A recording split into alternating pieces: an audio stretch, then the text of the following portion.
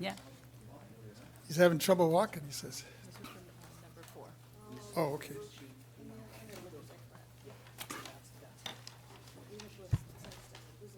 Good morning, good morning. I'm assuming Mike Schaefer, Member Schaefer, could hear us?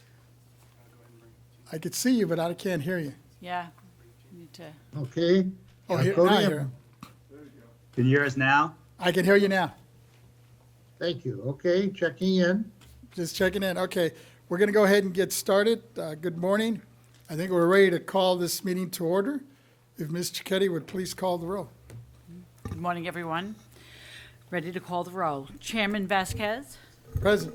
Vice Chair Lieber. Here. Member Gaines, Here. Member Schaefer, Here? Deputy Controller Emron. Here. A quorum is present. The board meeting is called to order.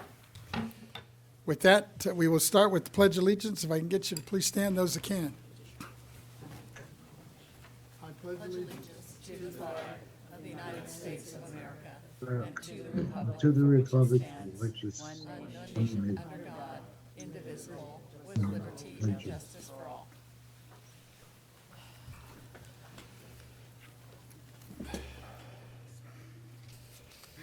As we open this meeting, I'd like to note two important observances happening this month. And then I'll turn to my colleagues because I believe they also have some others to opening remarks. First, Breast Cancer Awareness Month, which is an annual international health campaign organized by major breast cancer charities every October to increase awareness of the disease and to raise funds for research into its cause, prevention, diagnosis, treatment, and cure. The two most common risk factors of breast cancer are being born female and getting older.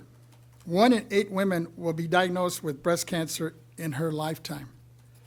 While male breast cancer is rare, about 1 in 833 men will develop breast cancer in their lifetime.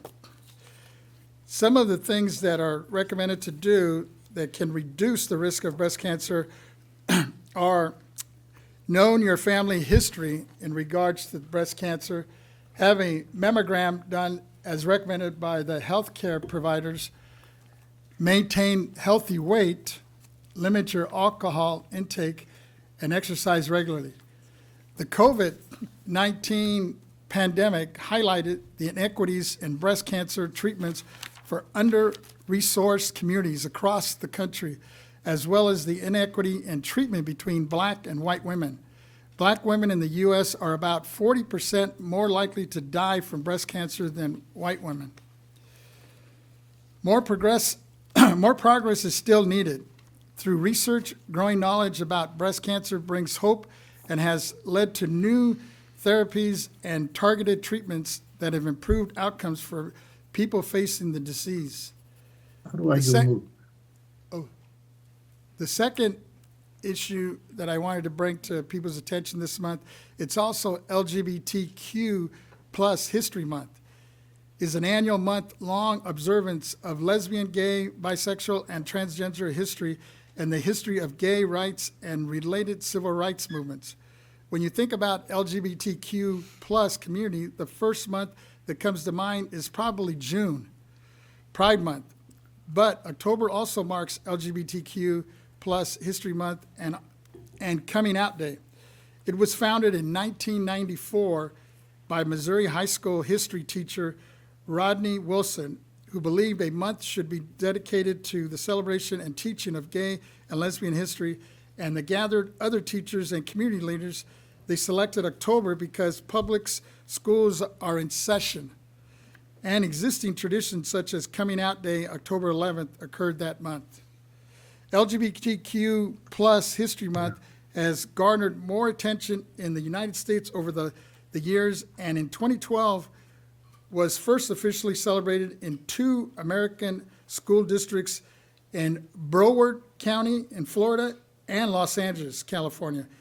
Anywhere LGBTQ plus History Month is celebrated, the purpose is encouraged. Learning and encourage honesty and openness about being LGBTQ. With that, let me just open it up to members if they have any And I believe my deputy controller has something. Thank you, Chairman. Good morning to everyone, and good morning to those viewing online. On behalf of the controller, I did want to take a moment to recognize October as National Bullying Prevention Month, and myself as a former school teacher, somebody with a funny name and a big nose, it's something that I care deeply about too. Now, bullying isn't an issue that we see on the news every day, yet it touches the lives of young people every single day. So in October, I recognize what is a growing movement led by young people themselves to put a complete stop to bullying, whether it's at school or online. We must dispel the myth that bullying is harmless rite of passage or an inevitable part of growing up in California, because it's not. Bullying can have destructive consequences, and because it's something that we see around, we normalize it. We turn a blind eye to the problem, the saying that kids will be kids.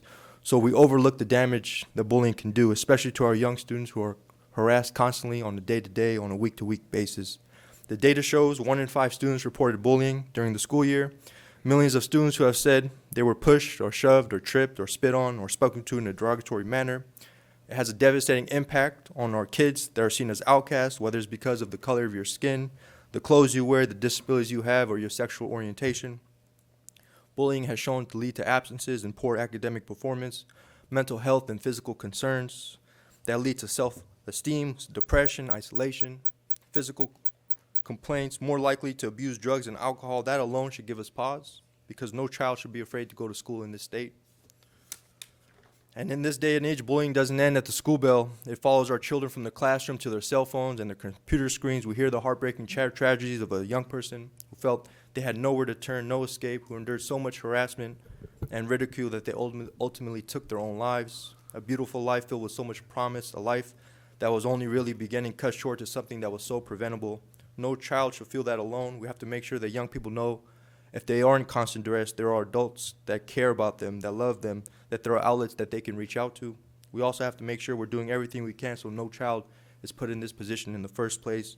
So as teachers and students and parents and one entire community, we can take steps to help prevent bullying and create an inclusive environment in our schools where our children feel safe, to teach our young people the number one rule in life: we should treat others the way we want to be treated. The fact is, sometimes our kids are going to make mistakes. There will be bumps on the road. That's a part of growing up, and it's our job to be there for them, to guide them, and ensure they grow up in an environment that encourages their talents, potential, intelligence, and also their sense of empathy and kindness for one another. Together, we can end bullying once and for all. And then, Chairman, I also wanted to bring something that was very tragic and near and dear to my heart. A powerful 6.3 magnitude earthquake struck western Afghanistan in the past several weeks, followed by 4 more strong quakes and several aftershocks that has killed over 2,500 people and flattened entire villages and hospitals and schools. In one of the most destructive quakes in the country's recent history, there's a story of a mother, Fatima, who lost all 7 of her children in the earthquake, and I'm saddened to hear that more than 90% of those killed were women and children. Afghanistan is now facing an escalating humanitarian crisis following on top of 40 years of war and a collapsed economy. I want to continue to bring awareness to a dire situation and ask everyone to please keep the people of Afghanistan in your thoughts and prayers. Thank you, Chairman. I yield back. Thank you. Member Gaines, I believe, has something. Yeah, thank you. Just want to take this opportunity to recognize the Sacramento Observer, local newspaper here in Sacramento, and they're celebrating their 60th anniversary. The Observer is Sacramento's African-American newspaper dedicated to being a voice for the nearly 150,000 African-Americans in the region. The Observer has won many awards during its 6 decades and has a proud legacy of excellence. It has been a pillar of the Black community, participating in and sponsoring countless events in the area, including the annual Sacramento Black Expo. The Sacramento area is enriched by the Observer, and I want to wish it a very happy 60th birthday. Thank you. Thank Chair, you. I had a comment. Oh, Member Schaefer, go ahead. Yes, I wanted to celebrate a couple of congressional birthdays today. Today's the 75th birthday of Kwasi Nkrumah, who was longtime president of the NAACP, and he's now in his return to office as a member of the U.S. Congress for Baltimore, where he was my congressman back when I had a hotel business there 20, 30 years ago, and he's doing great in the Congress today. Also, my former constituent and Palm Springs, Mary Bono, the widow of Sonny Bono, the famous singer and rock star, it's her birthday today too. She's retired, living in Colorado, but we all remember her in District 4, and just wanted to bring these two people to our attention today. Thank you. Thank you. Vice Chair Lieber, I believe, has something also.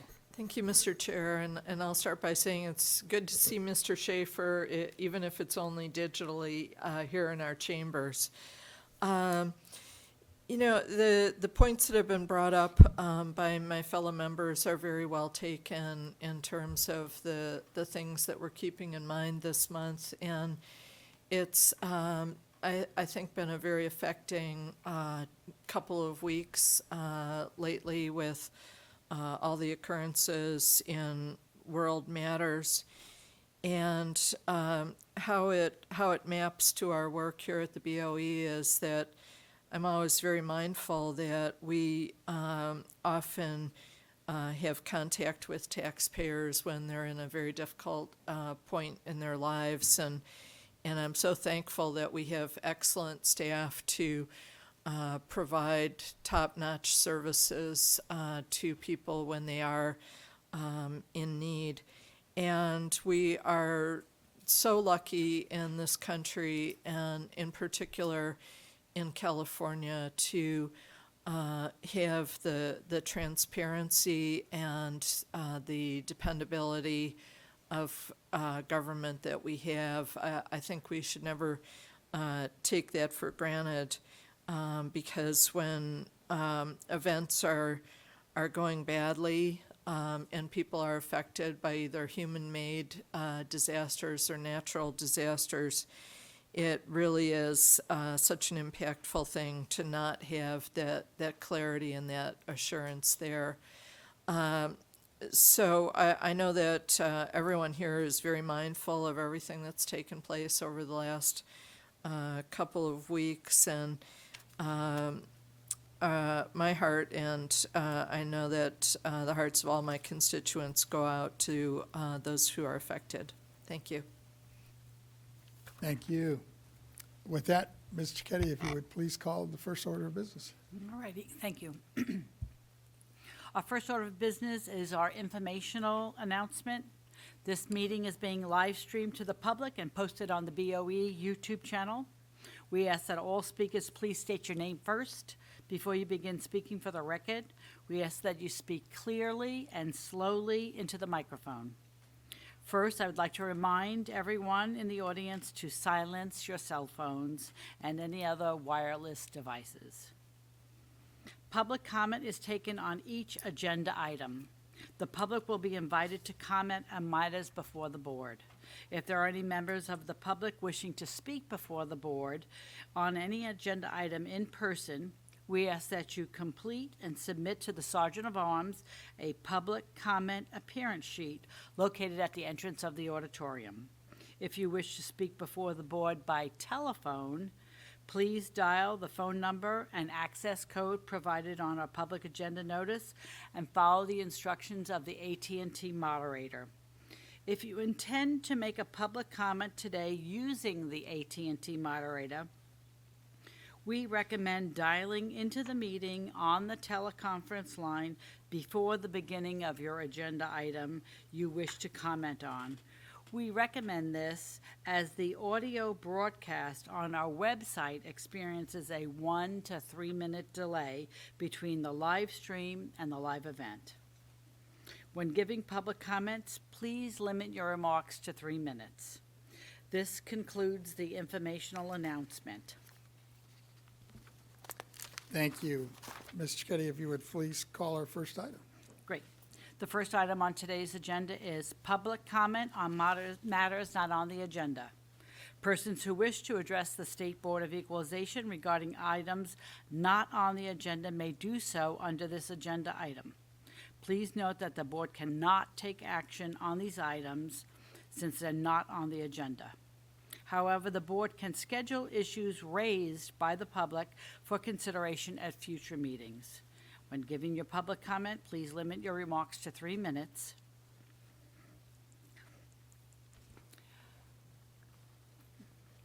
And it's going to say we do not have anyone in the audience who would like to make a public comment regarding this matter. And I do not have anything submitted in writing. So we're going to go to the AT&T moderator. AT&T moderator, is there anyone on the line who'd like to make a public comment regarding this item? Ladies and gentlemen, if you wish to make a public comment at this time, you may press 1, then 0.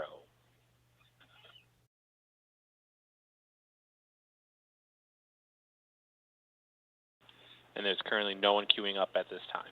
All righty. Thank you, moderator.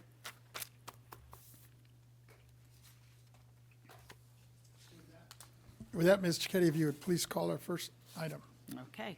The next item on the agenda is item 2, board member matters and initiatives, key issues and recommendations from the 2023 annual meeting of the board and county assessors. Discussion and possible action on the key issues and recommendations from the annual meeting of the board and county assessors and from the respective equalization district meetings thereafter. This item is being presented by Mr. Vasquez. Thank you. Members, since I have only one assessor in my district, I took the liberty of listing in my memo to you the key issues and recommendations discussed with the assessors during our annual meeting. I know that you will have more to add from your individual discussions with your assessors. It was clear that 2 critical issues to the assessors now and in 2024 are possessory interest challenges, especially regarding JPAs and affordable housing, regarding assessment appeals training for AABs and county boards of supervisors serving as local boards of equalization and clerks and county councils who advise them. Number 1, regarding possessory interest, Assessor Parrish recommended developing a clear definition of moderate income, and Assessor Marks emphasized the need for greater communication between JPAs and assessors so that each uniquely structured JPA can fully understand the property tax rules and receive the appropriate guidance. Number 2, regarding assessment appeals challenges, all 8 assessors urged the board, assessors, and county clerks work together to encourage or provide some type of mandatory assessment appeals training for boards of supervisors so that there is equity among the counties. I think it was Assessor Marks who said that. BoE has wonderful resources and is well situated as an independent party to help advance education, delivering revenue and tax code information at the fingertips of all assessment appeal boards and county boards.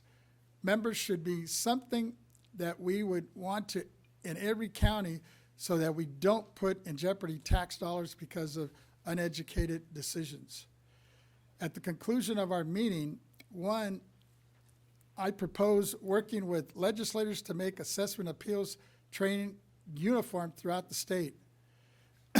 And Vice Chair Lieber proposed, number 1, working with CAA to determine what current training is available in each of the 58 counties, and 2, to developing a survey tool to send to the county assessors to determine the current training needs and pressure points.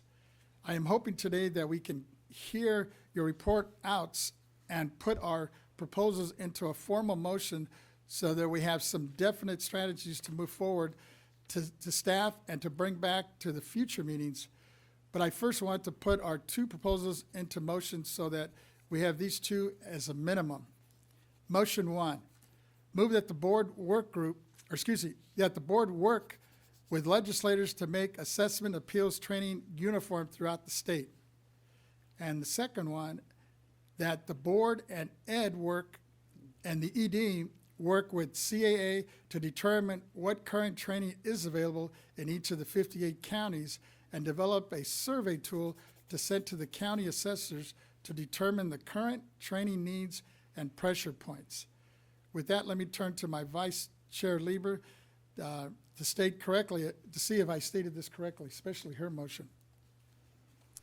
Thank you, Mr. Chair. And I want to clarify that in my previous comments, I'm very hopeful that we'll work with CAA, but CAA will be the ones developing the survey tool so that it's something that is appropriate for their members, and that they really take the lead in doing that.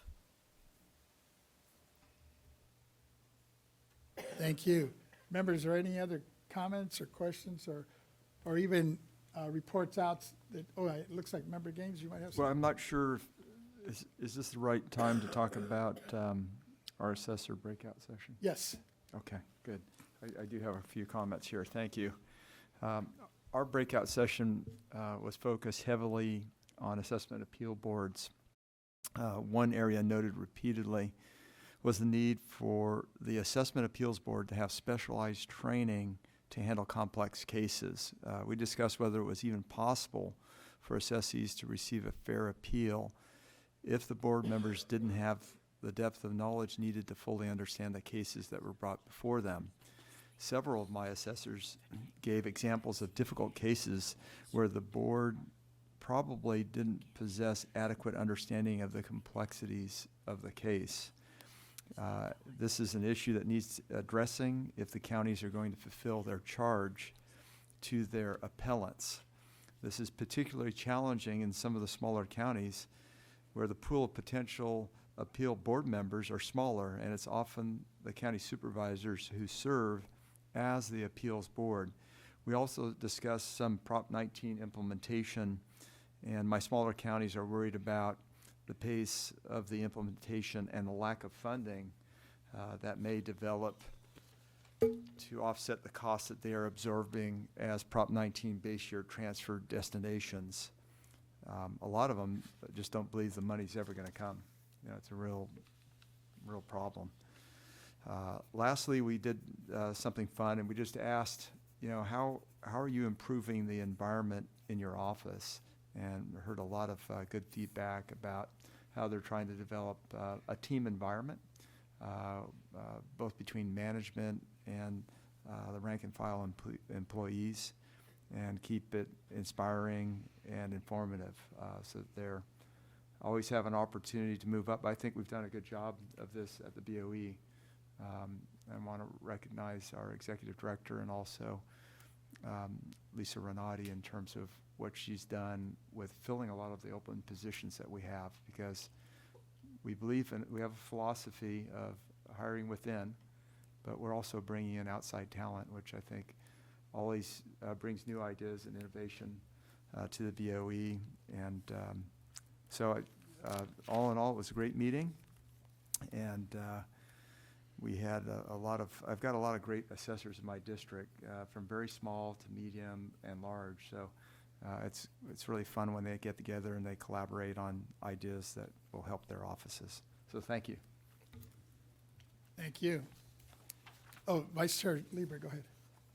Thank you, Mr. Chair. I thought it was a very productive meeting and a very productive day with the assessors. I had a good geographic range of assessors who were able to make it, and I know that many of our members are going to the Assessors Association conference as well to get more information in.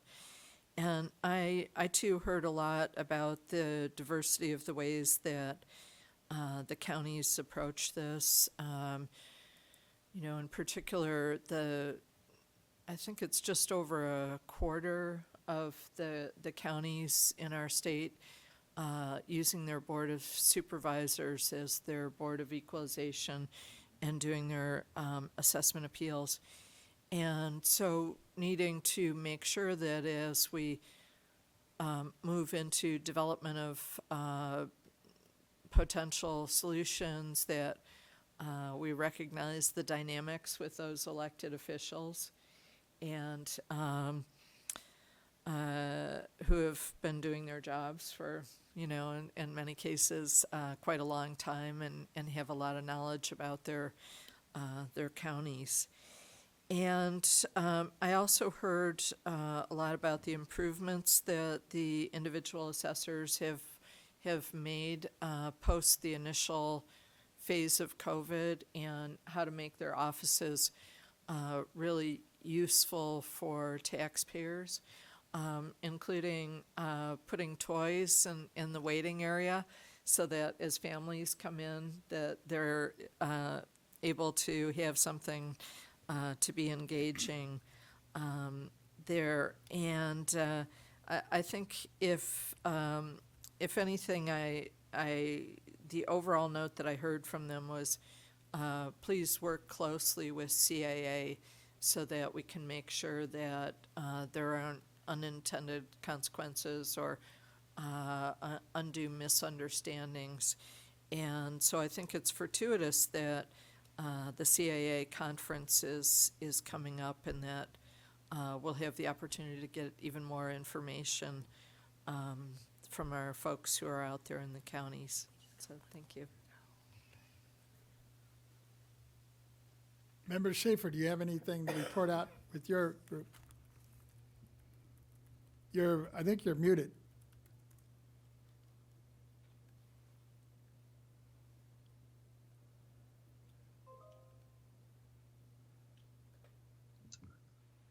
Yeah, I have to put an arrow on the mic to do it. I enjoyed the meeting very much, and the luncheon that we put on for the assessors, it's one of the highlights of the year, and I'm glad to hear from each of my members what they took in from it, because it helps me do a better job. Thank you. Thank you. With that, it sounds like there's a consensus, and especially listening to my vice chair, in terms of possibly moving forward with having the board with the executive director and CAA to determine what current training is available at the 58 different counties, and to develop some kind of a survey tool to send to the county assessors to determine the current training needs and, I guess, the pressure points at this point. Is that what I'm hearing from my vice chair? I'm getting a nod. And I see my executive director coming up.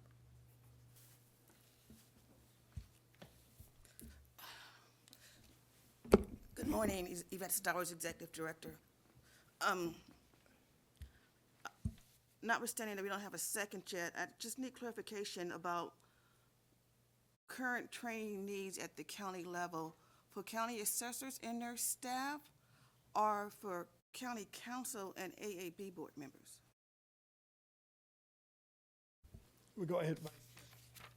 Thank you. I think what we were talking about, and other members can add on to this, that was primarily focused on the county assessors, AAB members, and potentially the county boards of soups, the 26% or so of the counties that use that methodology.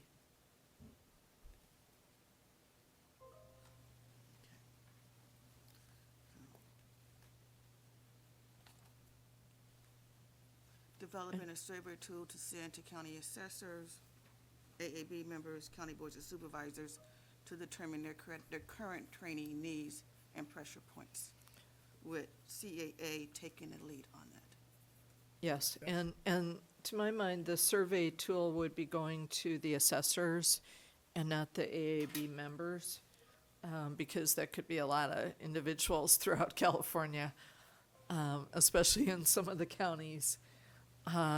But really, as our first pass at it, getting as much knowledge as we possibly can from the assessors. Okay.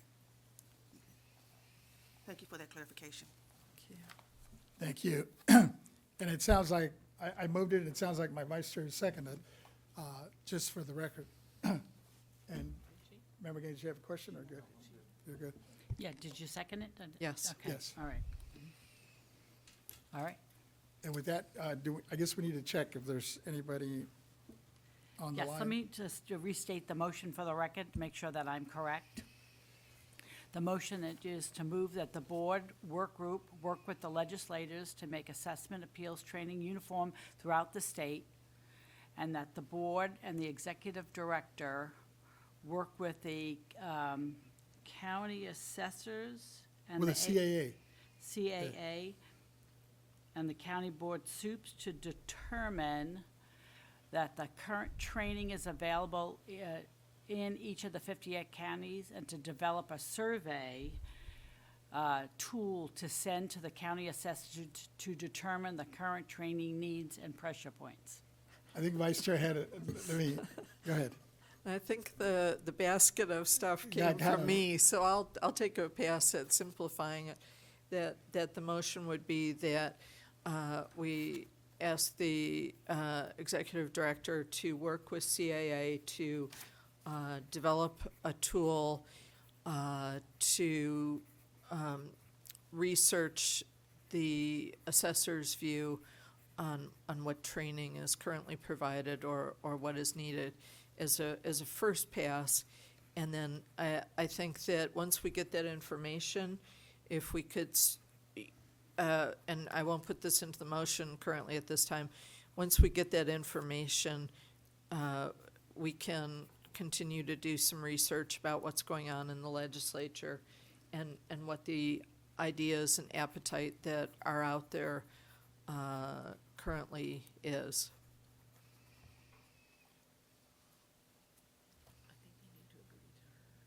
Yes, and so we're gonna need to, so you have a new motion on the table. Or an amendment of the prior motion. Well, basically an amendment, yeah. A Yeah. friendly amendment? Yes. Yeah. You all in agreement? All right. Okay, so we're gonna repeat the motion here again, we're gonna try again. That we ask the executive director to work with CAA to develop a tool to research the assessor's view on what training is currently provided or what is needed.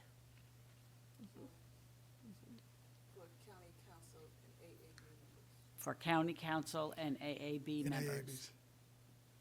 AABs. I think we're dealing with county council in a separate agenda item, so I was thinking that this was just for the AAB members and assessors and boards of supervisors that are used.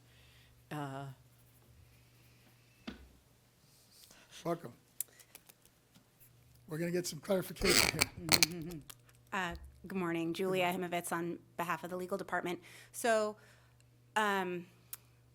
to step back, I believe there was a two-part motion made by the chair. So there was item 1 of that motion, and then Ms. Lieber has amended a friendly amendment to the second part of that motion. My recommendation to make it clear would be for the chair to do the first part of the motion, read that back into the record, maybe take that as a vote separately, and then do Member Lieber's motion separately, or however you want to restate that part. But you do have a two-part motion, so we need to make sure that we're reading the entire motion that we are voting on into the record. Does that work for you? Now, is it possible for me to just amend it to consolidate the two? Absolutely. Okay. However you want to make it clear, I just want to make sure that, What's less confusing, I guess, is what I'm trying to get at. I guess it depends on the person, but I think it's fine for you to restate the entire motion, making sure that you're capturing both of your thoughts, so long as we have a second on the record, and then we can take a vote. Does that work? Sure. You want me to give it a stab, or you got something? Sure. Well, let me try this, and then you tell me if I'm capturing two. your piece of it.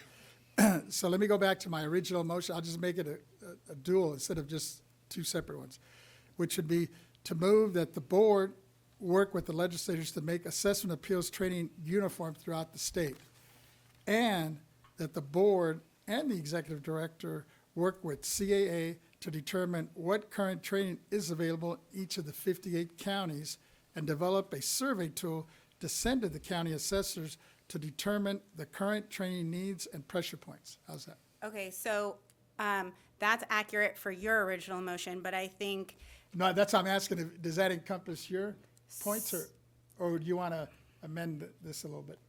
That does encompass my points, I think that we should get that information from the assessors first before we go to legislators to offer them up so that we don't get crosswise with our assessors. And as long as that's the understanding with it, I'm good with that. I'm good. Is it, now let me ask the legal, is that appropriate or should we keep it separate? So, I'm hearing conflicting thoughts within the motion, and so that was perhaps why I recommended splitting it. But it's your motion, and you're welcome to shape it as you need. But I think the amendment was to remove that piece where you ask there to be a tool to take out and provide that tool. I think what Vice Chair Lieber is trying to suggest is that we find out what's needed before you move forward with that. So, and I don't mean to speak for the Vice Chair, but it sounds like she was wanting to remove a piece of that original motion. Can I weigh in? Go ahead. Member If you Gaines. could just reverse the order. I was just thinking either reverse In the or just motion. hold off on the first part, which is easy, what makes more sense, I guess. So, going off of what Vice Chair Lieber was suggesting, it sounds like you want to explore what's needed prior to the other steps. And so maybe just doing the first sentence of your second part of the motion, I think captures what the Vice Chair was suggesting. Is that correct? I think, if we have an understanding that, and I think it's now being conveyed publicly that we're going to surface the solutions First. from the assessors first. And that doesn't preclude us going and looking at, whoever has done research, including state agencies or JLAC or whoever has done research on the issue. But then once we do those preliminary steps, then we could start having conversations with legislators. And that would prevent us from getting crosswise with assessors. Is that clear? So my understanding is that you want to explore the options prior to requesting the tools moving forward. So that does change your original motion, and so you as a board should restate the motion. So I'm going to go ahead and just drop the first part of it. And what if I just open up then? Let's make the motion now that it be that the board and the executive director work with CAA to determine what current training is available in each of the 58 counties and to develop a survey tool to send to the county assessors to determine the current training needs and pressure points. And leave it at that. I'll second that. Okay. So we have a motion and we have a second. So Mary, if you want to restate the motion, then we can go to public comment. Perfect. The motion that's on the table is that the board and the executive director work with CAA to determine what current training is available in each of the 58 counties and develop a survey tool to send to the county assessors to determine the current training needs and pressure points. All righty. I do not have anyone in the audience who wanted to make a public comment. I do not believe I have anything I do not have anything in writing on this item, so we are going to go to the AT&T moderator. AT&T moderator, do we have anyone on the line who'd like to make a public comment regarding this item? Ladies and gentlemen, if you wish to make a public comment for this item, you may press 1, then 0 at this time.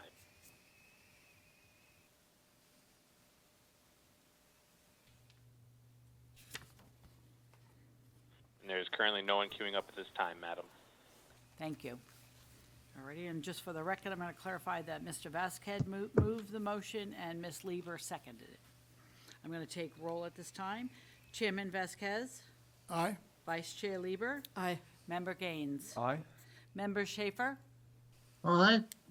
and Deputy Controller Emron. Aye. So that's unanimous of all those present. Thank you. Thank you. Members, is there any other item that, from what came out of your breakouts that we might want to consider a motion with? We're good? Good. Seeing none with Member Shavers, I think we're good. With that, Ms. Cicchetti, if you would take our next item. Okay. Item 3, board member matters and initiatives, workforce planning, board work group minutes and report for board discussion and approval. This item is being presented by Mr. Vasquez. Thank you. Members, at our September 26th meeting, we adopted a motion to approve the August 29, 23 Workforce Planning Work Group minutes and report, and a motion instructing the executive director, one, to work with Angela Germont, chief of the Bureau of Real Estate Appraisers, on whether their appraisers applicants could obtain work experience in assessors' offices to meet their license requirements. And two, to welcome the offer of Dr. Jim Lancaster, Vice Chancellor of the LA Community College District, to request a regional labor market analysis for the LA region to the Centers for Excellence for Labor Market Research. In reviewing the transcripts of the August 29th work group hearing and the September 26th board meeting, I realized that many valuable recommendations and ideas were left on the table, including some listed by the work group minutes and reports. To ensure that we thoroughly consider and process the key information and advice received both from leading educators and assessors, I am preparing a syllabus of workforce recommendations and suggestions from both the July and the August workforce work groups and from the annual board assessors meeting, from the individual assessors thereafter, and from the executive director. Once the syllabus is circulated, I would like your input so we can focus on the interest of the assessors in the districts regarding the items in this syllabus.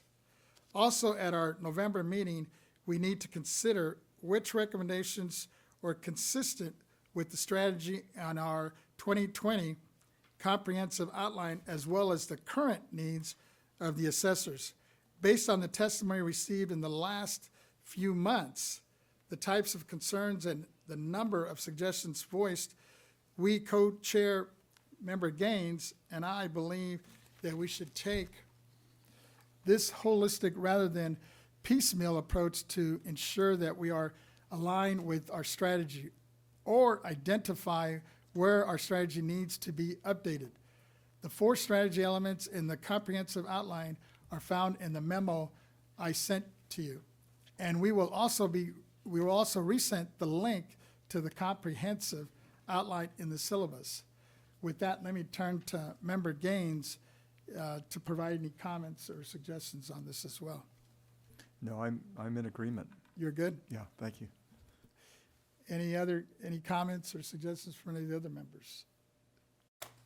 Seeing no hands? Yes, Executive Director, come on up. Get some steps in today. Good morning. Thank you for this opportunity. Yvette Stowers, Executive Director. I just wanted to comment that I do look forward to the syllabus of suggestions that the work group will be producing.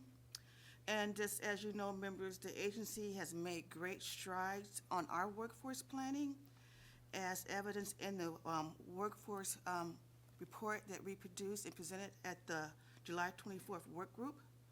And I do believe I sent you a copy of the report, but I will send you another copy to you and your deputies.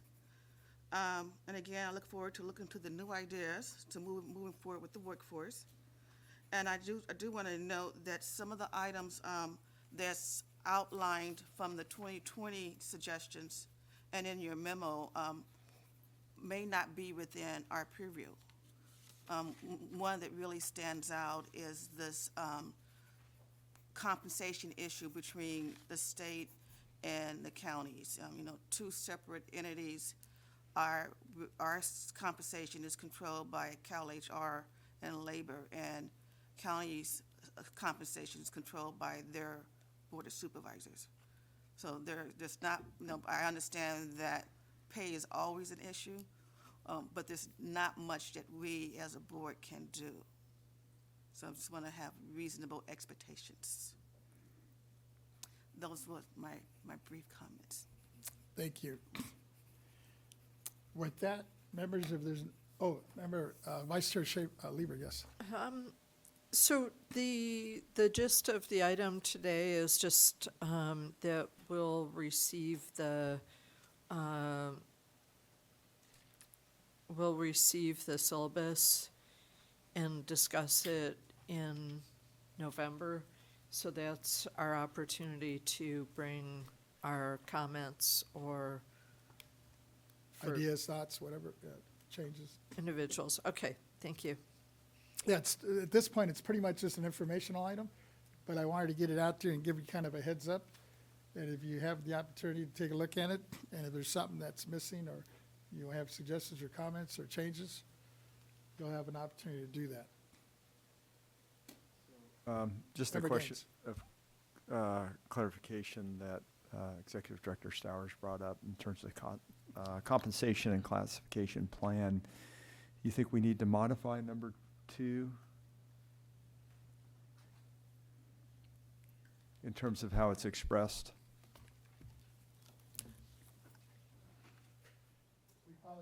I think that's something that your work group could kind of modify it a little differently.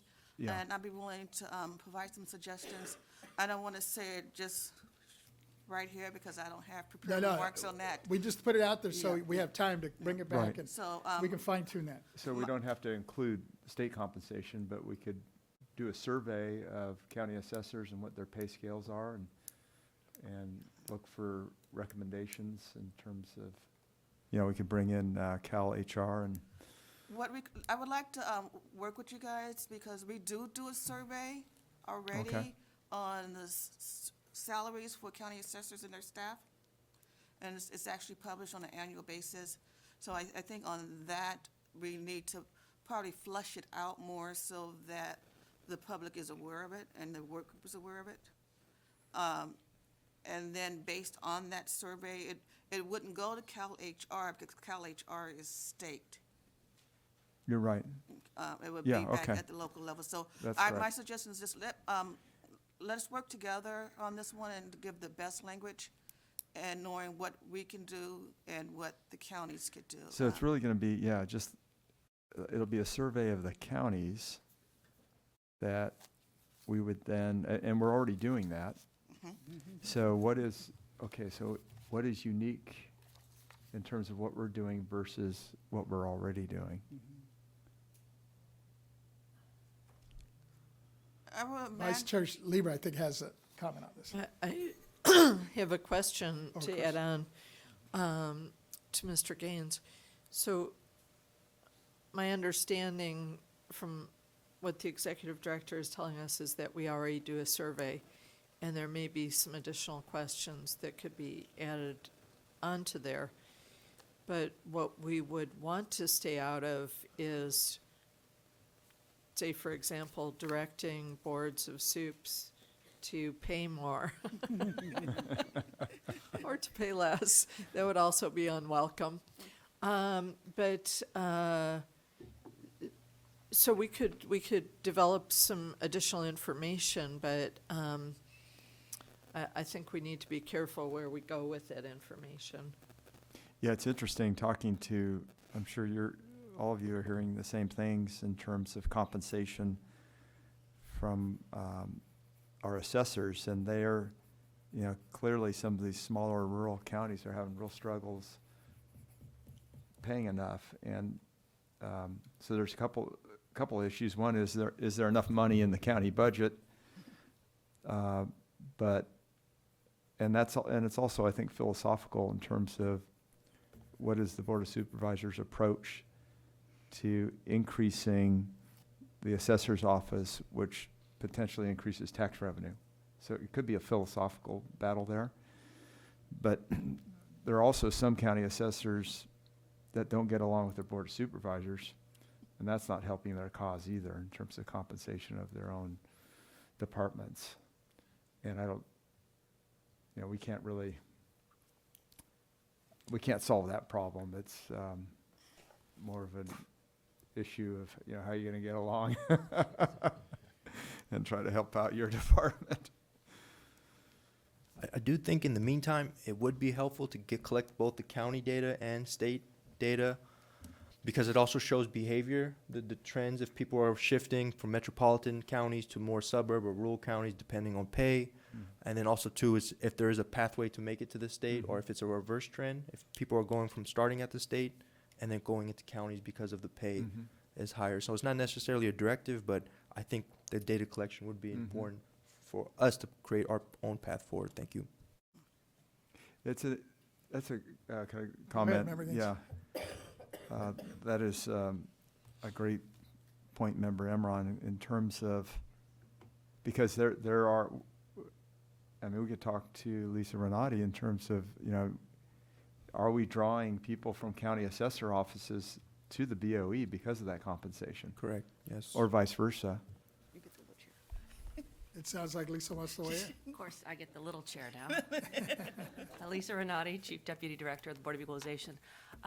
I think there's some things we can do because salary and compensation are two different items, and they don't always compare. We do collect survey data, we survey all the assessors, and those that do comply provide us the salaries of all of their different positions. And in our report we provided in July, we did a small comparison of those salaries. And it's not surprising the larger counties do pay more. But for the state, when they go out and decide our salary ranges, they do a compensation study, and that includes benefits as well as salary. And so, that can change, and benefits can include a lot of different items. So, and they do salary studies. The last one was done in 2021, which did, in this last negotiations with labor, raise a lot of people's salary ranges. Unfortunately, it did not affect our agency. A few positions in our agency were affected, but the majority of the appraisers weren't. What we could do is go together and work on work with a work group and decide if you wanted to do a comprehensive study with the counties, with the state, and then present that information to CalHR. However, that would really help the state, and then perhaps the counties could use the information. But there's no guarantees. It's a long process. I've worked on them in the past. But it's something you can do if the board so desires. But it is time consuming. And when you say a comprehensive study, we'll most likely use a consultant for that. You could use a consultant, or you'd have to have this, it's also, if you have the counties do the work, the counties have to have the bandwidth to do the work. And that's why we don't always receive all the data from the counties. It's not that I don't think they don't want to, it's they don't have the time to fill out the information. So it's a large issue, but as Ms. Stowers said, it's something we don't have a lot of control over. I think all of you expressed that as well. Right. But it's something to consider, and it's something we do look into. As far as your question, Mr. Gaines, regarding the county, typically we get the people after they've retired from the county. Okay. That's how we typically get the people that become Retired experts and come annuitants? here. Retired annuitants or as employees. Many of Okay. our experts came from the county. Okay. And we have we hire people from the counties. We also have a lot of grow your own. It depends on which department you're looking at. And where we bring people in, we grow our own. So, But we're not losing them, the counties, are we? we've lost a couple people, but not a lot. Typically, it's the opposite direction. But, with the changes, where people, once people settle down roots, they don't normally want to move. If you're in the Sacramento area, work from home has changed things. So Okay. we have benefited, but, it's harder for the counties. I just want to make sure whatever we're doing is beneficial to the county assessors. And so I don't know, I'm trying to recall what the conversations were with the county assessors on this issue during our meetings, but I just want to make sure we reconnect. I don't see a representative from CAA here currently. If I may, sir? Yes. One thing that stood for me that I took note of is they said when individuals from the smaller counties, when they go away to college and they say they get the county degree, they don't come back to the county. Okay, So that's what could have been someone that they could have hired, but they choose to stay, as Mr. Emmeron was saying, in the bigger cities. right, They don't return home. So they have a That limited could be pool. social. Yeah, yeah. right, socially driven, So they have a And limited pay. pool. Yeah, and pay, yeah. yeah. Okay, great, thank you. Well, at this point, it's just an information item. We have a month to come back. Yeah.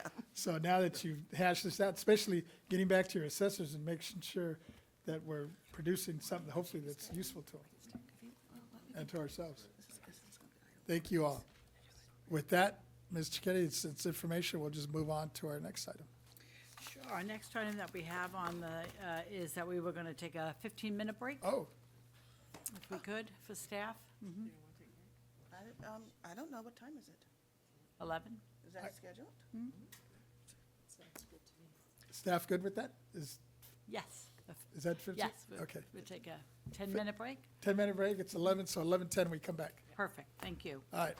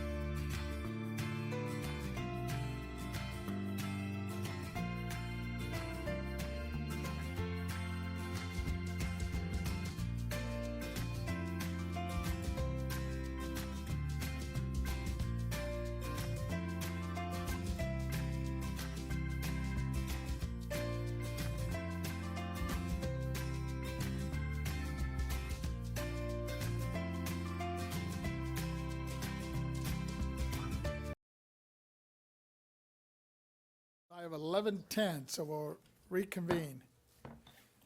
And I don't know if Member Schaefer is hearing us. I don't see him on the screen, but I'm assuming he'll come on. Here he is, okay.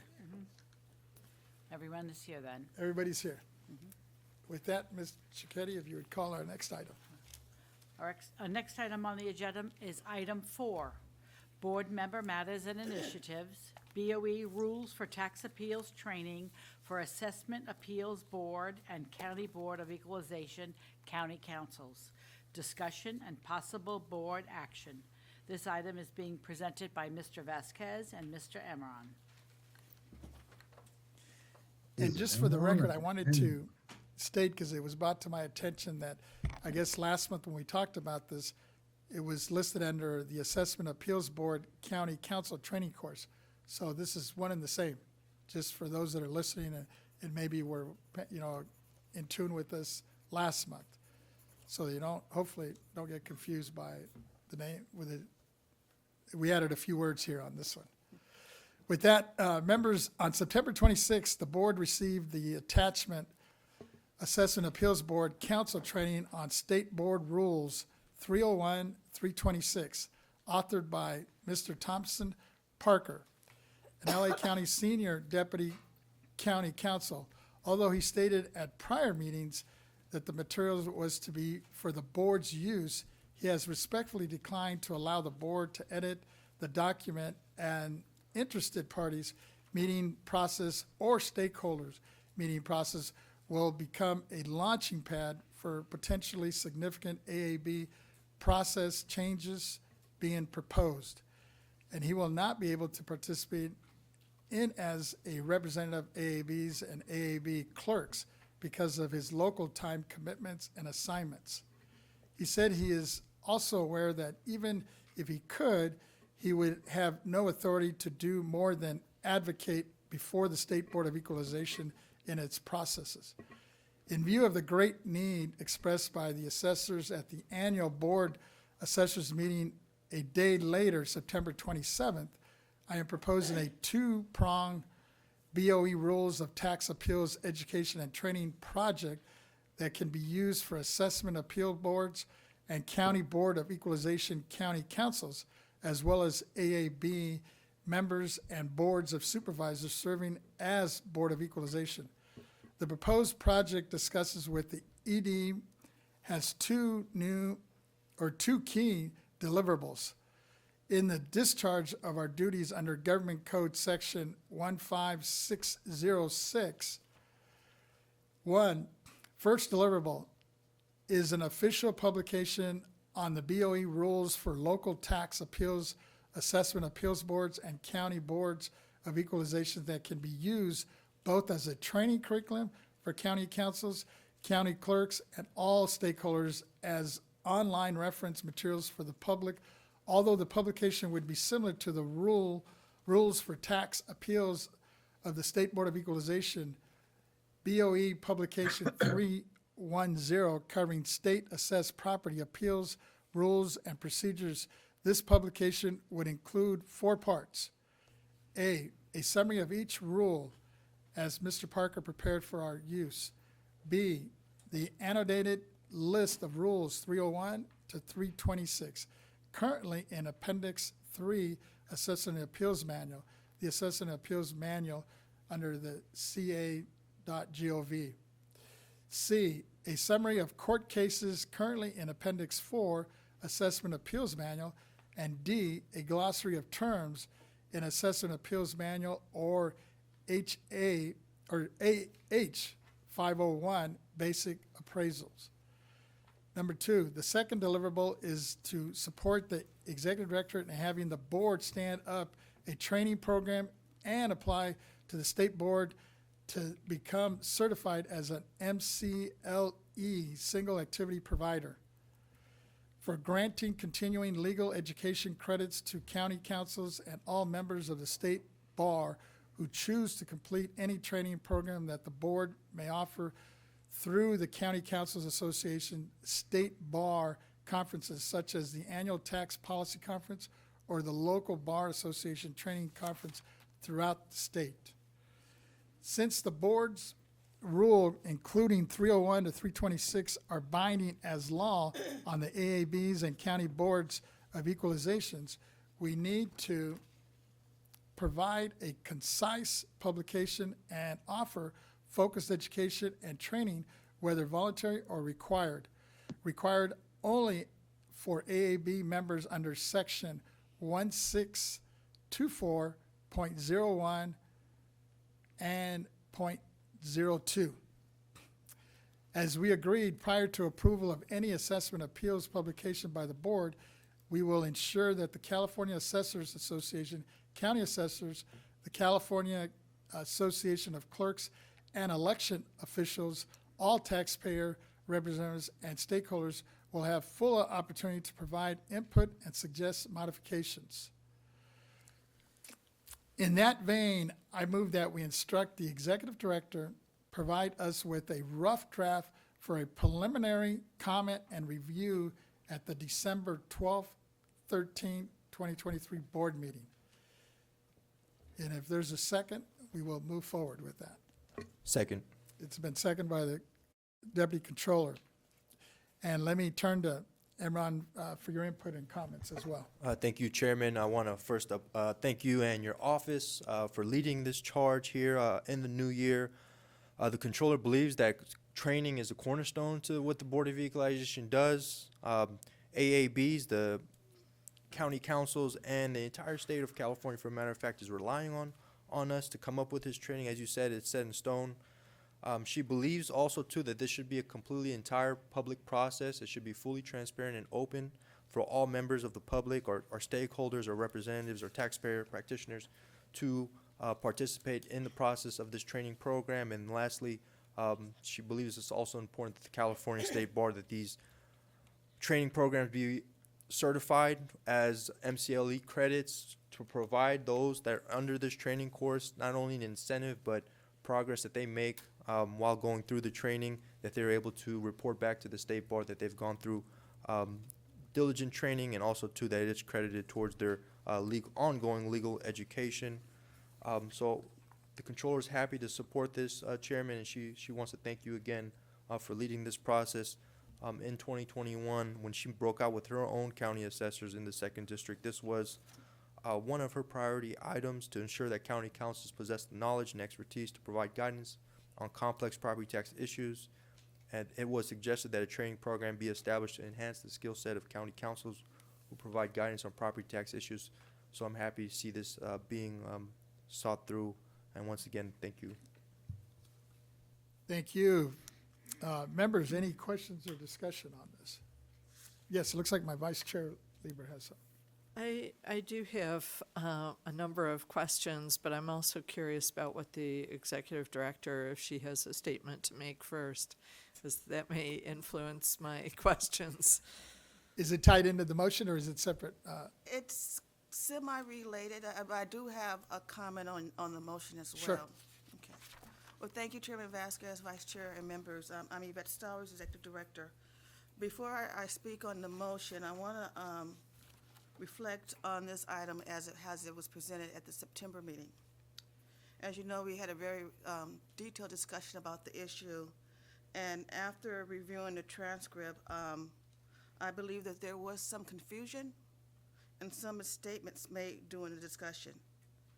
And based on that, I would like to apologize to the board, Mr. Parker, and all stakeholders for any misunderstanding on this matter. It was not our intention to confuse anyone, rather to ensure everyone had a clear understanding of our role. Member, I am optimistic and believe that this is one of those learning lessons, those learning opportunities, and we can move forward on this issue.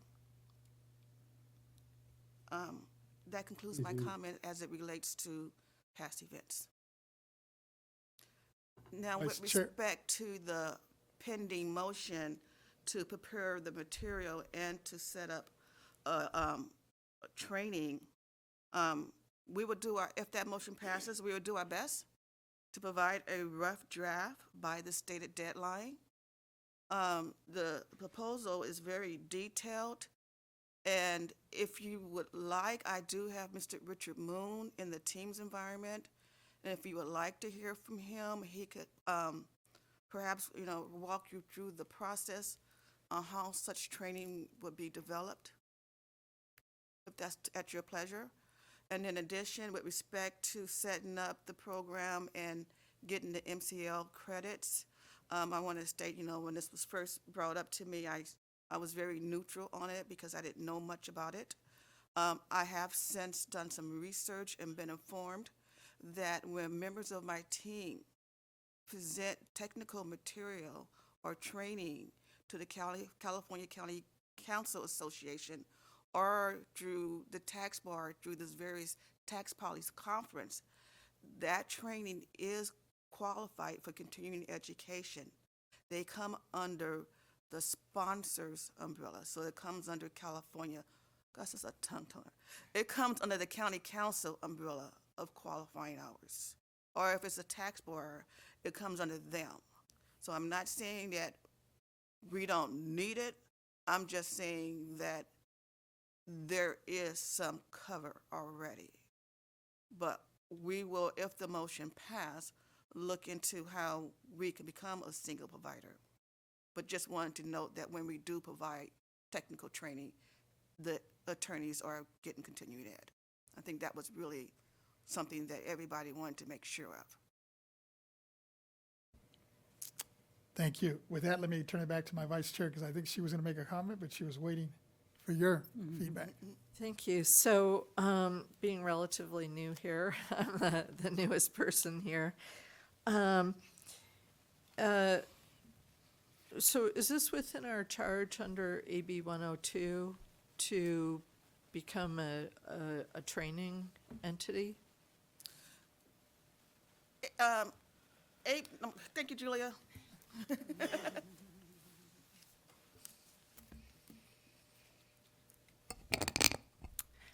Good morning again, Julia Himovitz on behalf of the legal department. It's something that we can certainly explore. There are some boundaries, obviously, I think that you're alluding to, that we do need to fall within. But I think for purposes of the chair's motion, sounds like it's a two-prong approach again.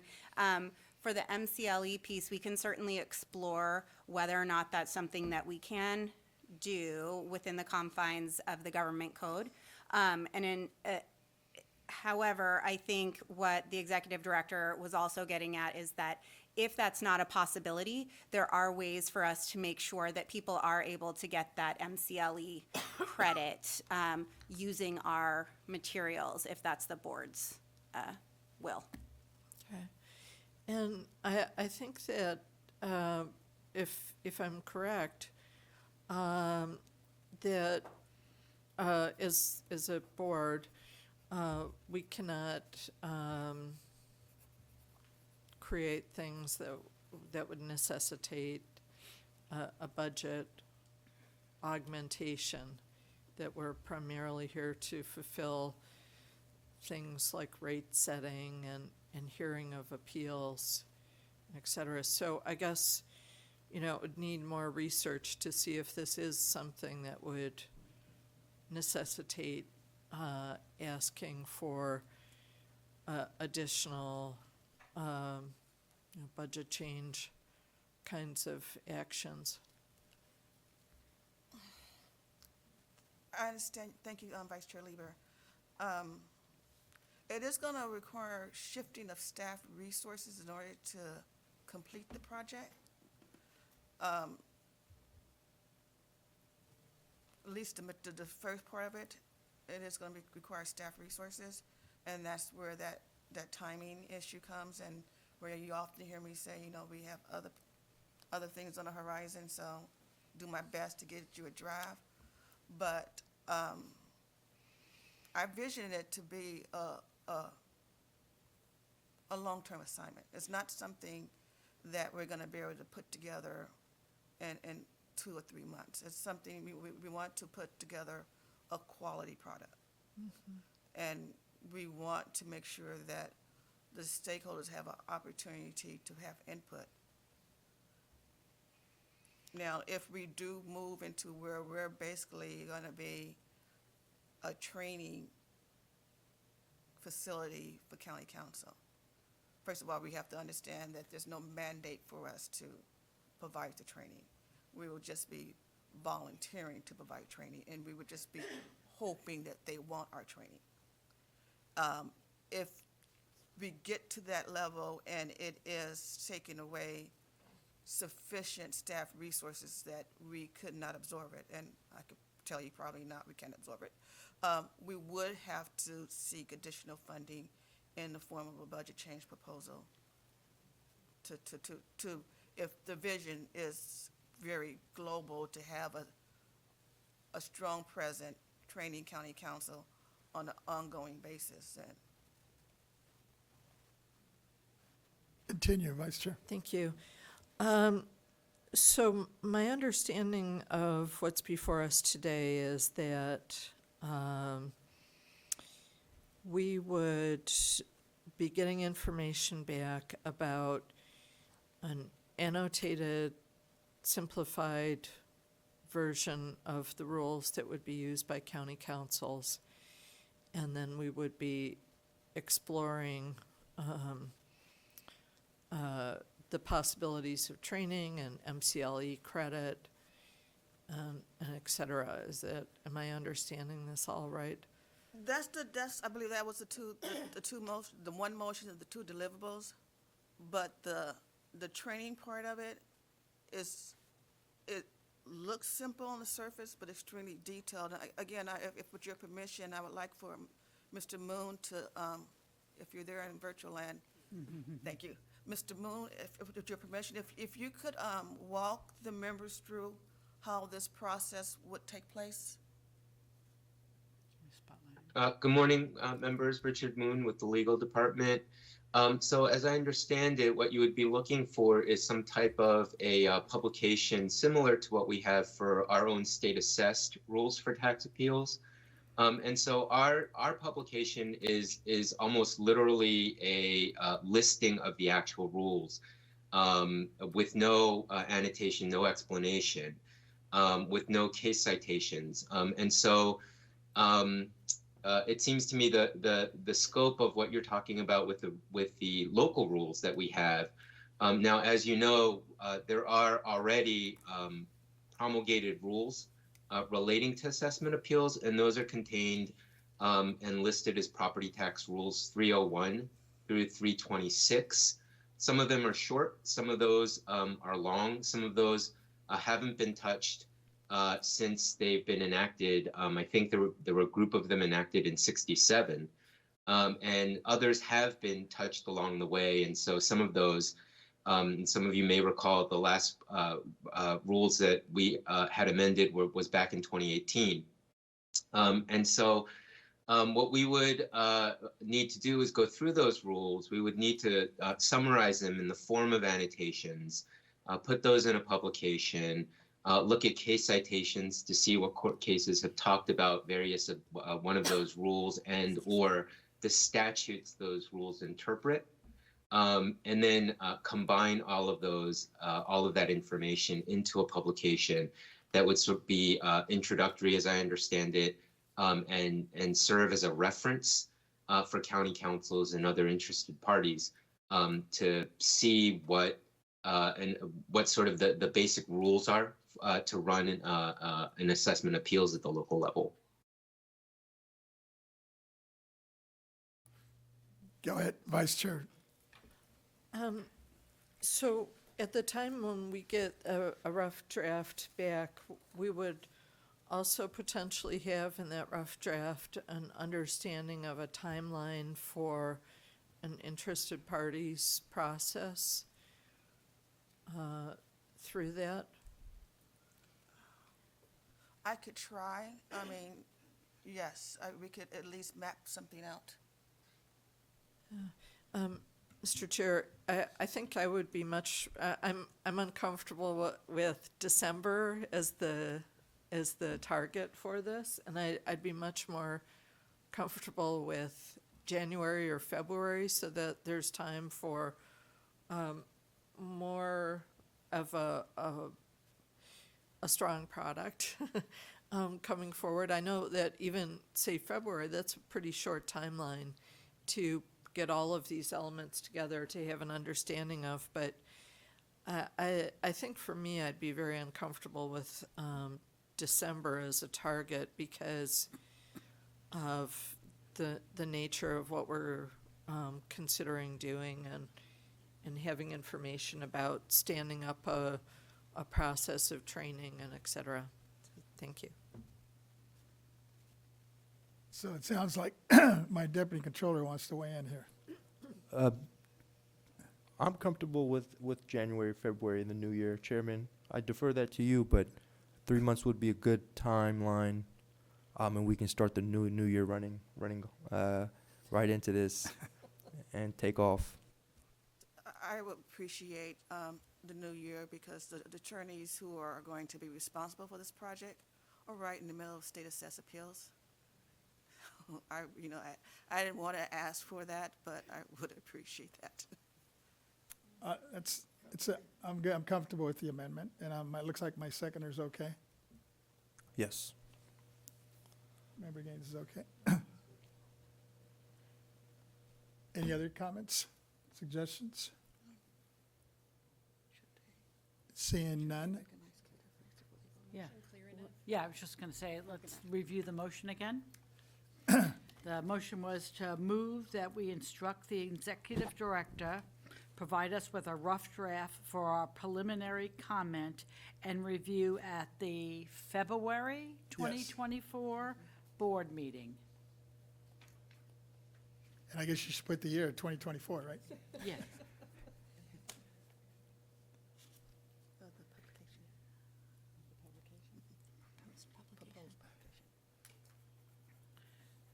Let me get this again. I'm going to repeat it again. Go ahead. The motion is that we instruct the executive director to provide us with a rough draft of the proposed publication for our preliminary comment and review at the February 2024 board meeting. Yes. First And it looks like second. we have our legal, Point of clarification, your original ask had a two-prong approach within your motion, and that included the language regarding the MCLEs. yes. Would you like to, do you want that to be included in the original or in the new amended motion? Because the way that it's been read into the record does not include that at this time. No, let's include it, so it's, because now that we're pushing it back to February, the two prongs should be a reasonable ask, right? His original motion, to me, does not read that he meant the two deliverables. Okay, so if we're having confusion, perhaps we should restate for the public as well, the deliverables. If you'd like that to be wrapped into your motion, perhaps we should restate them both together so they are included in the motion. Yes, let's is do it- that. I'm looking at my seconder, is that, That works for me. yes, But I also want to make sure that the understanding for the MCLEs is that people can get them through other entities. It would be wrapped under that umbrella. So if it's not possible for the agency to obtain that status, you are still covered there. okay. But, yeah, my vice chair, go ahead. Thank you. Just to the maker and seconder, I would appreciate if it can be stated as that we'd ask the executive director to develop preliminary information about the process of MCLE credit, and how that would work.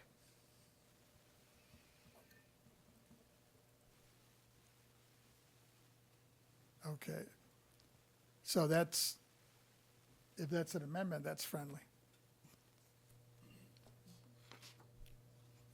So going back to our legal counsel here now, so now we actually should state it with, you're saying with the, well, I guess, Mr. Kay, I guess we should read it off, the motion now, which would be including the,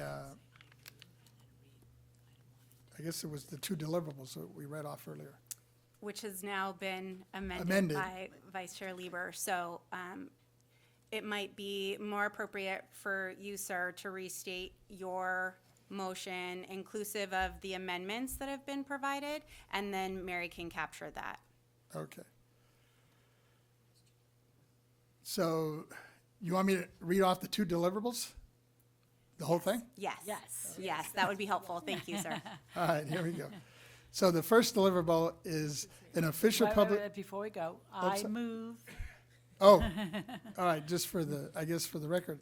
So I Yes, move please. that the motion would read, the first deliverable would be the official publication of the BoE rules for local tax appeals, assessment, appeals boards, and county boards of equalization that can be used both for training curriculum for the county councils, county clerks, and all stakeholders. Online reference materials for the public, although the publication would be similar to the rules for tax appeals of the State Board of Equalization, BoE Publication 310, covering state assessed property appeals, rules, and procedures. This publication would include 4 parts. A summary of each rule as prepared by Mr. Parker. B, an annotated list of rules 301 to 326, currently in Appendix 3 of the Assessment Appeals Manual. C, a summary of the court cases currently in Appendix 4, Assessment Appeals Manual. And D, a glossary of terms in Assessment Appeals Manual, or AH 501 Basic Appraisal.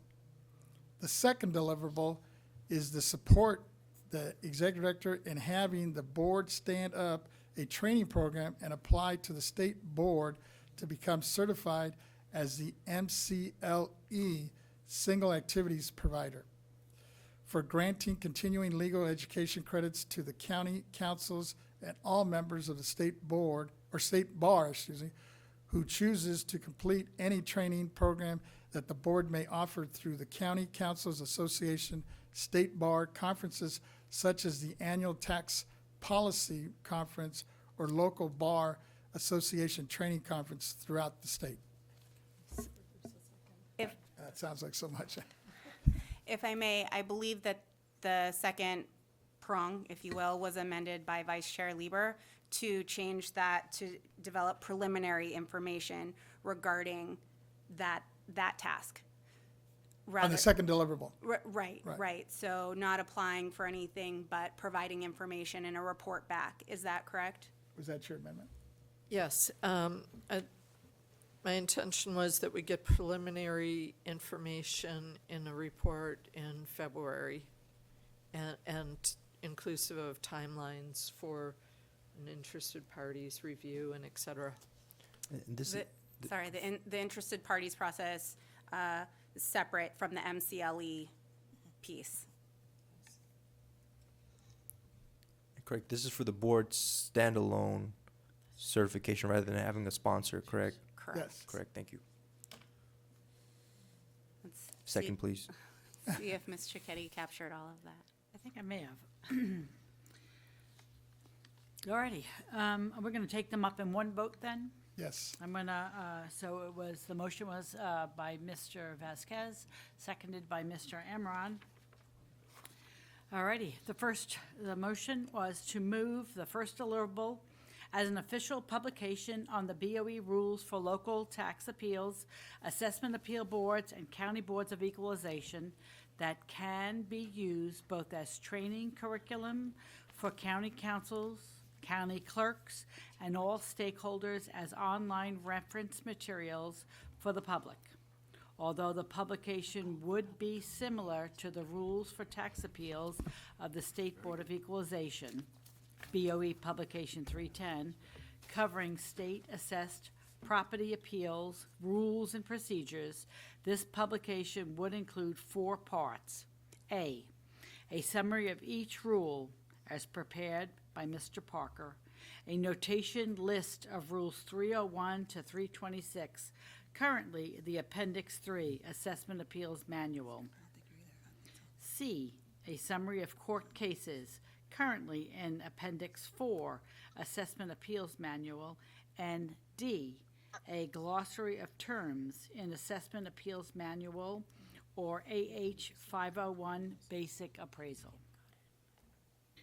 The second deliverable is to support the ED in having the board prepare a preliminary information in a report due in February 2024 that would provide information on a stand-up of a training program and apply to the state bar or to become certified as an MCLE single activity provider for granting continuing legal education credits to county councils and all members of the state bar who choose to complete any training program that the board may offer through the County Council Association state bar conferences, such as the annual tax policy conference or local bar association training conferences throughout the state. My vice chair, I think, had a quick question for the executive director. Go ahead. So I'm a little bit concerned about the reference to Mr. Parker's work because Mr. Parker has pulled back and said that he's going to retain his property to himself. And so I want to make sure that we're not, as a state agency, grabbing somebody else's property and running with it. So do I need to make that as an amendment to excise the reference to Mr. Parker's work? Okay, so I'd like to amend the motion to just delete the reference to Mr. Parker's work. Understood. That works.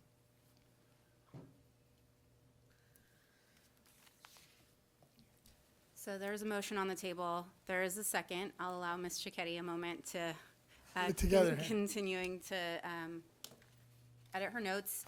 Yes, thank you. I appreciate that. Yes. All righty, so we have a first and a second. We're going to go out to public comment. Alrighty.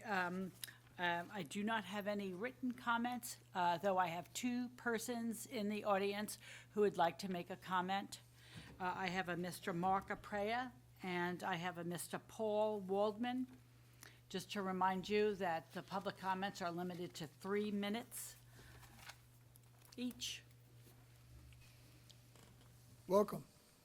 Mr. Chair, members of the board, staff, for the record, my name is Mark Aprea with the firm of Aprea and McKaylee, and I'm here on behalf of the California Alliance of Taxpayer Advocates.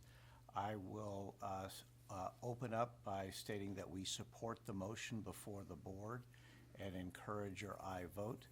The very essence of the board's purpose, both stated in the Constitution and in statute, is to provide the kind of activity that is contained in this motion, that is to provide the tools for purposes of uniformity and consistency in the property tax assessment and assessment appeals process. So we want to commend the board for moving in this direction. We also saw that you are taking that task seriously in your consideration of item 2, and we would encourage you to continue to find ways of providing not only the content, but the training for purposes of this. The California Alliance of Taxpayer Advocates is made up of professional individuals who are engaged in property tax assessment appeals, and we appreciate the board's taking its role. We submitted a letter late yesterday that indicated our general support not only for a training, for a document, but for a training program. And so we want to suggest to the board that, again, we think you're doing the right thing. Mr. Waldman here is with Ryan. He is also a past president of CADA, and he'd like to provide for you a couple of examples of where this kind of program would aid both the assessment and assessment appeals process, and so as an example of the need for what you're about to vote on. Yes, hi, members of the board. Thank you for your time today. Just a good example I was discussing earlier is, I had a case a couple of years ago in which the board erred in denying our appeal. We filed suit, and fortunately, this was in LA County. The excellent LA County Council recognized immediately that the board had erred and had actually and put together a process that allowed us to very quickly resolve the issue without it going to much further and extensive litigation. And so those are examples of how the board training would be helpful, would have eliminated any litigation to begin with, and how quality county counsel is really quite important, in which in this case we had, and it saved a lot of money and a lot of issue. So that was just a very good example of why this is important. One other thing that I had thought about was, I have clients that have clients throughout the country. I have clients who have properties throughout the country, and I oversee that process quite a bit. And a lot of states have multiple levels of appeal. You can appeal locally. If you lose that appeal, you can go to a state level quite often. Some states, litigation is very common and very cheap, in Texas, for example. And California really doesn't have those other options. Your assessment appeals board hearing is pretty much it. That's all you get in many cases. Litigation is prohibitively expensive, so it has to be a very big case with a lot of dollars at stake before you even potentially consider litigation. And that's why it's critically important that the assessment appeals board is well trained and gives good decisions, and also why it's very important that you have a well-trained county counsel for that same issue. So those are just a couple of examples of why this really is quite important and why it's important to us. And we just look forward to sort of being a partner in the process. Thank you. With that, those were the two that were written. Do we have to go out to AT&T? Yes, we do. AT&T moderator, can you please let us know if there's anyone on the line who'd like to make a public comment regarding this item? Of course. Ladies and gentlemen, once again, if you wish to make a public comment, please press 1, then 0 at this time.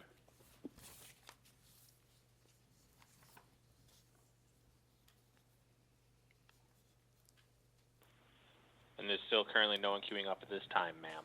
Thank you. Ready to take roll then. Chair Vasquez? Aye. Vice Chair Lieber? Aye. Member Gaines? Aye. Member Schaefer? Aye. Thank you. Deputy Controller Emron? Aye. All righty. So that's unanimous of all those present. With that, Ms. Chiquetti, will you go on to our next item? Yes. The next item is item number 5.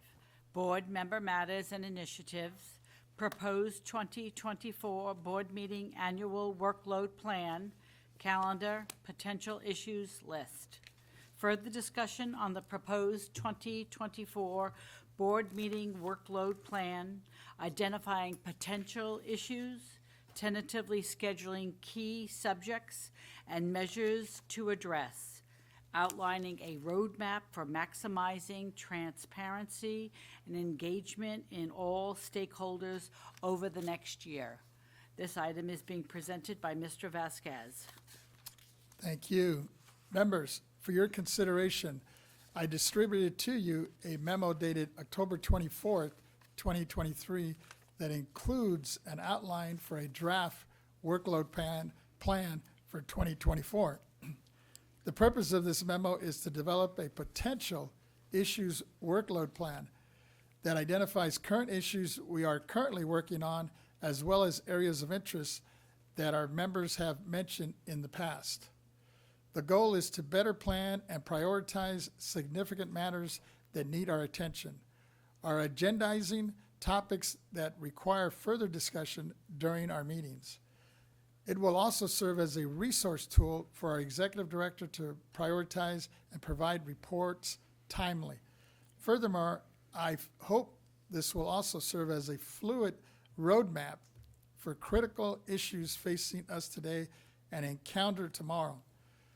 Lastly, and mostly importantly, I hope this document serves as a vehicle that enhances transparency, increases opportunity for public engagement, and solidifies the public's trust of the board. With this in mind, I am seeking your input and proposals for additional items to be included in this plan. With that, let me open it up to the members and see if they have any thoughts or ideas as we move forward. Vice Chair Lieber, go ahead. Thank you, Mr. Chair. I'm very glad to see that the dates have been removed, so it's a more fluid document because as we know, California is one of the most changeable states in the country, and I think that we have to remain very responsive to the things that are happening in our state, be it fire, flood, et cetera. And one of the subject matters that I would like to bring forward after our December meeting is what I see as a very pressing concern in terms of the impact of changes in the environment to property values and property taxes in our state. So I think I can bring forward more information, and it's good to know that we are not approving anything today, but continuing to gather further information and input. I think that's where we need to be at. Appreciate your comments. Any other thoughts from any of the other members? Oh, our Deputy Controller, Aaron, go I ahead. want to thank you, Chairman. I want to thank you for your leadership here and really formatting a roadmap into 2024, which I think is going to be the best year ever. One issue that the controllers has interest in is the acceptance of electronic signatures as we move into more of a digital era, and finding ways to best adapt to that as well. And that'll be something she'll be really interested in exploring in 2024. Thank you. Thank you. It looks like our do you ever, no, follow-up on that. If you like, just brief comments. Sure, go ahead. Okay, so this really relates to the board meeting's agenda and the work priorities that the board wishes to focus on in 2024. As for the items related to staff reporting out on operational achievements such, I don't anticipate this would be an issue and look forward to the opportunity to highlight the agency's success and accomplishments, which is under this board's leadership. However, I would like the opportunity to make modification to the format of some of the report out. And I'm assuming that's possible since you're not adopting anything at this time. And I bring this up because I know that the communication, legislation goals, and property tax priorities are agency-wide priorities. So therefore, it would make more sense when I'm reporting out on these items, I do it as an agency as opposed to the individual departments. I do appreciate flexibility in making the report, and I also want to acknowledge the removal of the dates so that we could schedule these things out in a timely fashion and based on need. That's all I have to say at this time. Thank you. Thank you. Oh, Member Gaines, go ahead. Yeah, I was wondering if maybe we can work on developing a more formalized pathway of communication with CDTFA. We're getting a lot of complaints from our county assessors that phone calls aren't being returned and things of that sort. So the designation of a key contact with CDTFA I think would be very helpful for our county assessors, and I think also for us as board members. If we have constituents that are giving us a call and they're having an issue that they need a response on, I think that would be very helpful. No, that's an excellent point. I overlooked that totally. And we get a lot of calls, and I've gotten personal calls from senators, some of the legislators. They called me thinking that I have some authority or jurisdiction over them. And they're telling me, Tony, just pick up the phone and call them. I said, I can't. You know, that's a good point, Member Gaines and Chair Vasquez. I know the assessors are, one of their major complaints is that reporting for Prop 19. So I did designate Mr. Young to be that point of contact, and he is working with CDTFA, and he is communicating back to the assessors and the association, and he will continue to do that. With respect to regular calls. We all get them. And your offices are really good about reaching out to me directly, and we call them on your behalf. We will, depending on the nature of the incident, we will go directly to their taxpayer rights advocate, and we hope they treat it as priority, and I do believe they do. Or just recently redid it, the chief deputy, to get immediate action. I think what we probably need to do is probably put together a communication protocol and share it with the members, although I think you guys have it, but share it with you anyway, and then with the assessors to let them know that they are having a problem related to sales and use tax or any tax that they administer.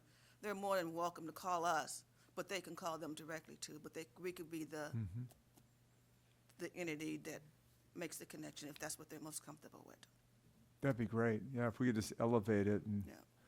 make it known so that there's someone that they can speak to over there. And if it's the taxpayer rights advocate, similar to what we have here, that would probably be a good connection right Yeah. there. I have to double check their structure. I know they have a taxpayer rights advocate, Okay. but I don't know if they have what FTB has, which is the Executive Services Agents Division. And that division is really dedicated to board members and elected officials. Wonderful. And they get, obviously, a different type of treatment, top priority treatment. Not that the constituents aren't getting top priority as well. But I would check with CDTFA and see how their structure is. Thank you. Great. Wonderful. No, I think that the complaint we usually get, or I get when I'm talking to especially legislators, is that they don't get a return call.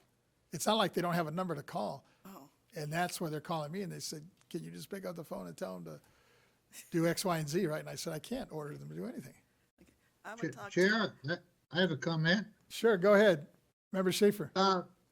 Would it be okay for us to sort of have a general policy that all telephone calls shall be returned by the end of the next business day? That would be 24 hours generally.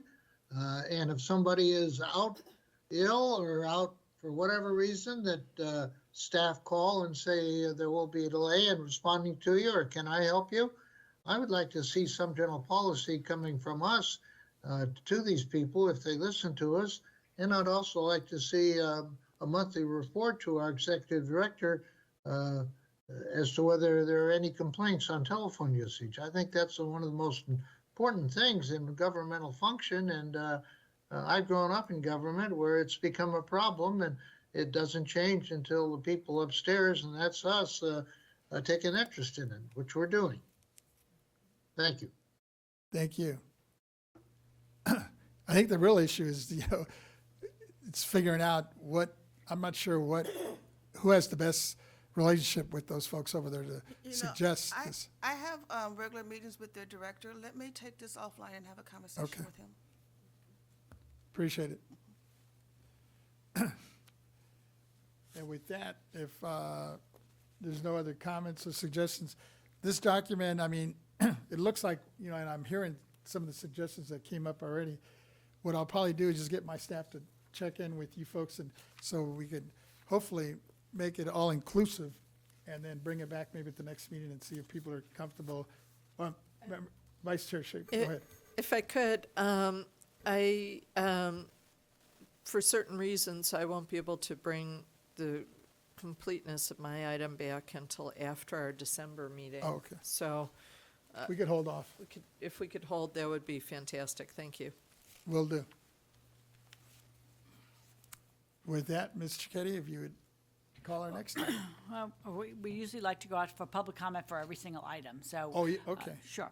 So I don't have anyone in the audience, and I have not received any written comment on this item, so let's just go to the AT&T moderator. AT&T moderator, is there anyone on the line who'd like to make a public comment regarding this item? Ladies and gentlemen, if you wish to make a public comment, please press 1 then 0 at this time.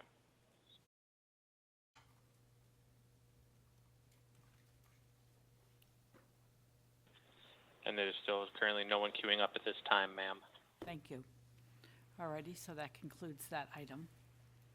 We can move to the next item then. Yes. It's noon, we have a choice. Did you want to go to lunch now, or did you want to continue on the agenda? Looking at staff. Well, It sounds like we do. We could go to lunch now at noon here? Okay, good, then. And are we looking, so are we going to do a full hour here? So we'll return at 1? 1 Could o'clock. I Oops. Alrighty, raise a good. question? Just, I don't know if everybody got this, but we had an email sent to us from Brandon Luna. Yes, we will take that up in a public comment number 15. They have an item later on. Okay, That will take that up later on. that's great. So you'll make sure that we address Yes, it it is before in, we're it's done. in on the, it's, Fantastic, thank you. sure. All right, so we'll break for lunch at 12:02 and come back at 1 PM. Thank you.